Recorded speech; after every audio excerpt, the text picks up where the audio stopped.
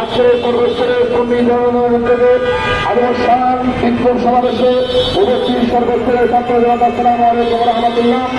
আমরা আহলে সুন্নাত জামাতের অনুসারী, আমরা শান্ত প্রিয় জনতা, আমরা কখনো সন্ত্রাসী পছন্দ করি না, অন্যায় পছন্দ করি না। আজকে আপনারা যারা 71-এর রাজাকার ছিল, আজকে 2024 সালে এসে তোমরা স্বাধীনতা দাবি করছো। এই স্বাধীনতার মধ্যে বৈষম্য বিরোধী ছাত্র আন্দোলনে আমাদের ছাত্র সেনার কর্মীরাও ছিল, আমাদের মাদ্রাসার কর্মীরাও ছিল। এখানে আমাদের খেয়াল করতে হবে, সেখানে তারা হামলা করবে, ওখানে আমাদেরকে প্রতিরোধ করতে হবে।